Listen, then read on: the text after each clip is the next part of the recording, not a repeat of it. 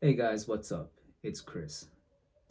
Today I want to talk to you about some of the things I look for when I drink High Mountain Oolongs.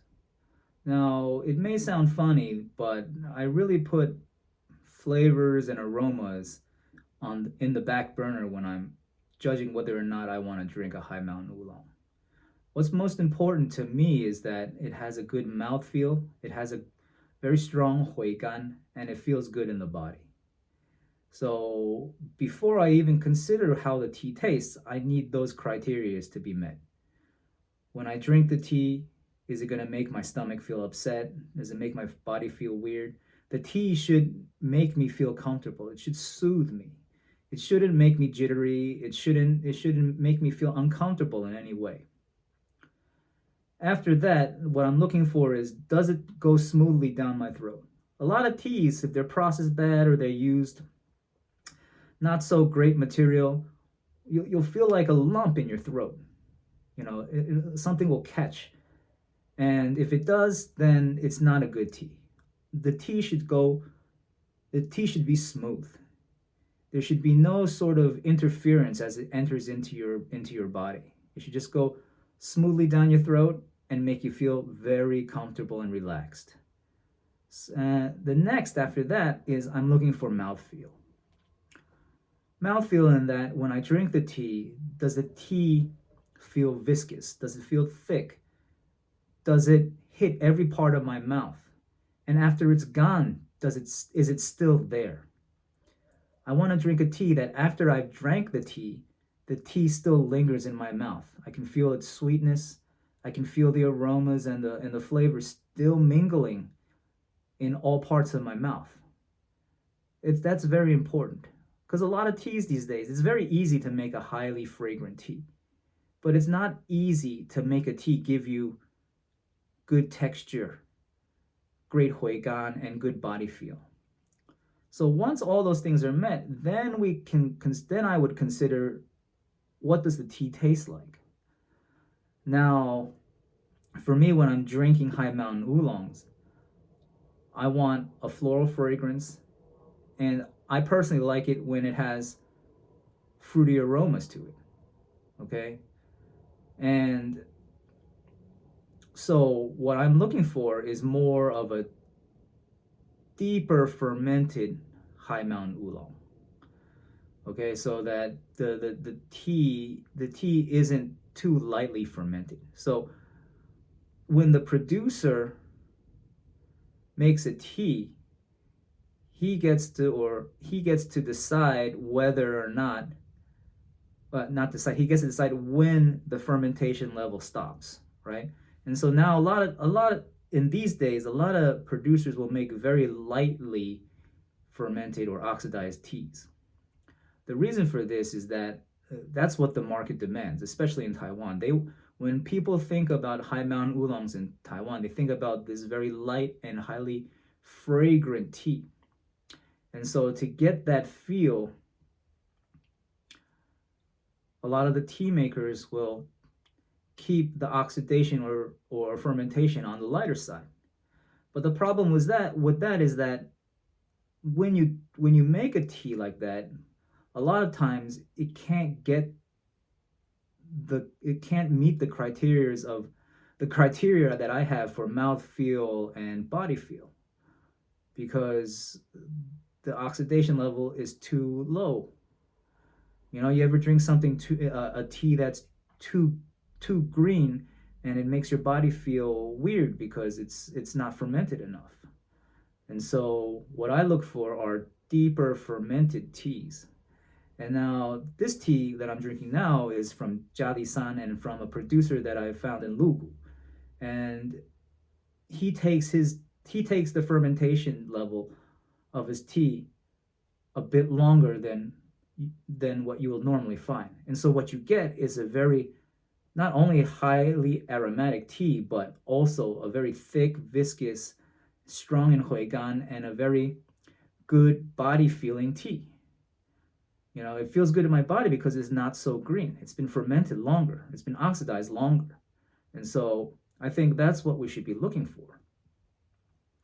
Because, you know, if we don't have those things, the tea is kind of empty. And if I'm gonna spend money on the tea, I want my tea to be multi-dimensional. I don't want the tea to just be fragrance only. I don't want to drink perfumed water. I want to drink tea. I want the tea to give me something back.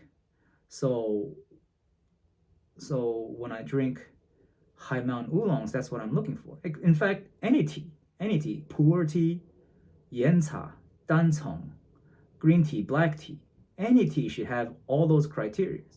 If your tea is just if it just only has flavor but doesn't meet anything else, then you know, to me it's not tea. It's just like a beverage. I'd rather go to the convenience store and get like a Snapple or something. A Snapple is a tea that's popular here in the U.S. So so yeah, the tea is not just a beverage to me. It has to give me something more than just a normal beverage. And so I think this tea, San, that we have on the website is a really good representation of that. You can see this tea leaf also is very thick and vibrant. All high mountain oolong should have this kind of vibrancy to their leaves, right? They shouldn't disintegrate in your hand. Like if you roll it and you move it in your hand, it shouldn't disintegrate, right? It's still vibrant, it's still thick, it's still alive, right? Look at it. This is a sign of good growing conditions and high elevation. In Chinese, they call this 火星. The tea still has life. So when you drink a high mountain oolong and you've brewed up the leaves, you feel them in your hand. When you rub them between your fingers, does it disintegrate, or is it still keep its shape? When you pull on it, does it have any elasticity, or does it just easily pull apart? Right? Right now I'm drinking, this is the 8th steep and it's still going. If your tea gives out on you on the 4th steep, then after the 4th steep, then the quality of the leaves aren't that great. So we got to pay attention to these things when we're drinking high mountain oolongs.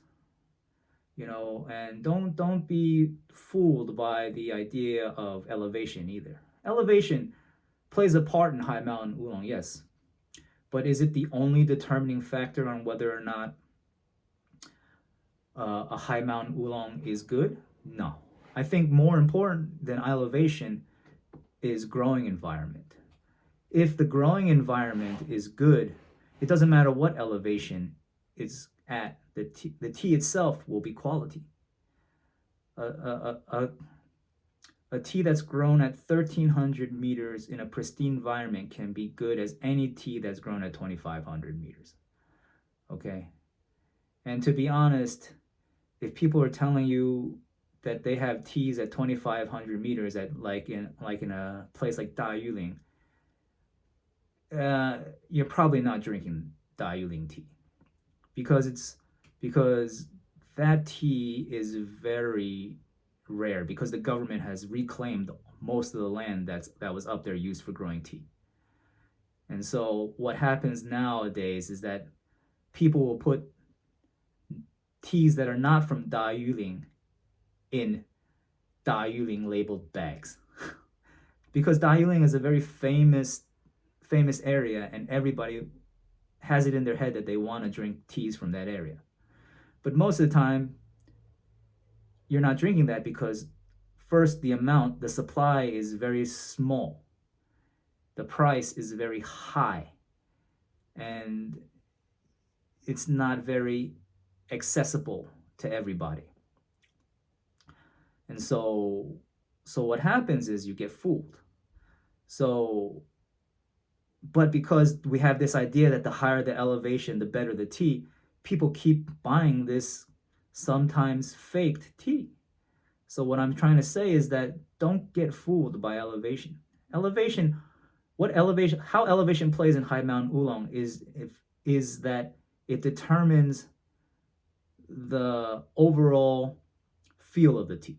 Meaning, if the higher the elevation of the tea, the more subtle the tea becomes, the more refined it becomes. At the lower elevation, because the temperature and the climate is a little warmer, the tea is a little bit, they would say in Taiwan, a little bit rough, like 有一点粗, like the flavors aren't as refined. But does that make it bad? No. Personally, I like the unrefined flavors a little bit better than the higher elevation ones because it's more prominent. You can feel the tea more. Whereas you drink something from Lisan or Fuzhou-san, it's sometimes can be a little too subtle for me. But it just depends on what you like.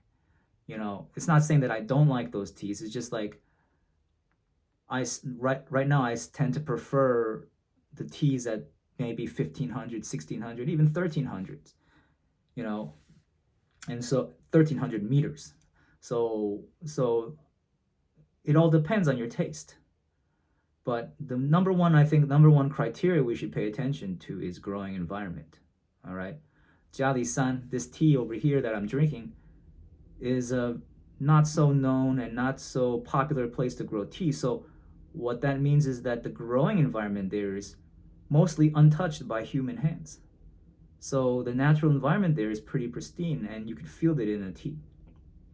And so I think that's very important. Okay, and processing is also very important.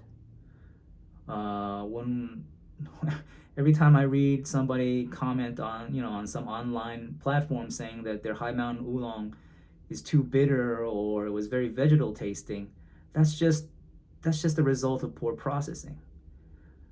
High Mountain Oolong should never taste like vegetables. Oolong in itself shouldn't taste like vegetables. It's not green tea, okay? It's oolong. Oolongs that taste like vegetables or have this very vegetal or grassy feel have been processed poorly.